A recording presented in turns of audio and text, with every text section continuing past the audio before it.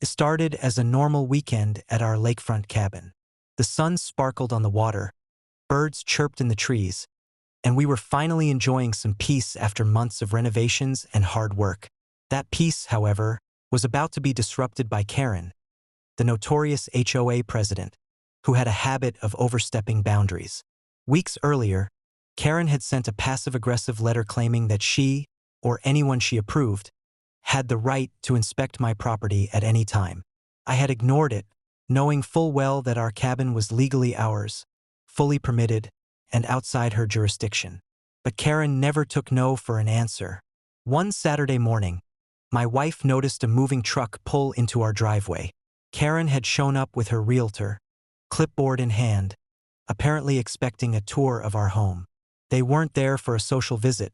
They were there to scrutinize, criticize, and perhaps find leverage to enforce some fictitious HOA rules. I greeted them politely from a distance.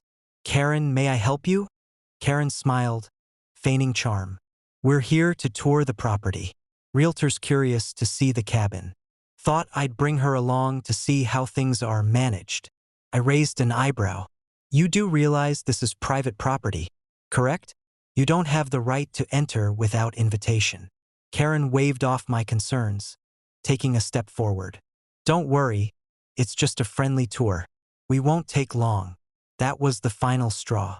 I had tried patience, reasoning, and polite warnings, but Karen always pushed the limits. I decided it was time to make my boundaries unmistakably clear. I grabbed my welding gear and went to the gate at the entrance to the driveway. Sparks flew as I welded it shut, ensuring that unauthorized visitors would literally have no easy way in. Then I printed a bold sign, stapled it to the fence. "Private property, no entry without permission." When Karen and her realtor attempted to enter, they were stopped cold by the welded gate. Karen's confident smile faltered as she tried to push the gate, realizing it wouldn't budge. The realtor looked confused, and Karen started yelling, claiming she had a right to tour the cabin. I stepped forward calmly. "This is private property. You are not authorized to enter. You are welcome to schedule a visit with proper notice. But until then, the gate is welded shut and this sign is lawfully posted." Karen's face turned red with fury. She fumed, pacing back and forth, trying to argue, threaten, and intimidate, but it was all futile. The welded gate and the sign were physical and legal barriers she couldn't overcome. Eventually, she stomped back to her car, muttering under her breath, while the realtor gave me a hesitant nod of respect, clearly realizing the HOA president had lost control of the situation. That afternoon, my wife and I enjoyed the cabin in peace.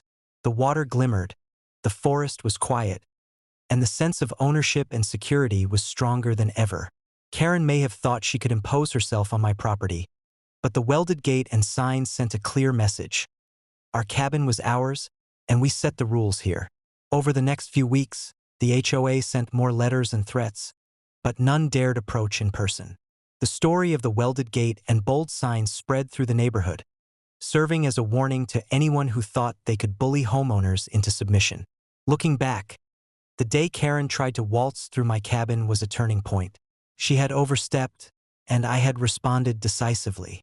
The cabin, our sanctuary, remained untouched, and our boundaries were now respected. Sometimes, protecting your property means being firm, creative, and willing to make a spark fly. Literally.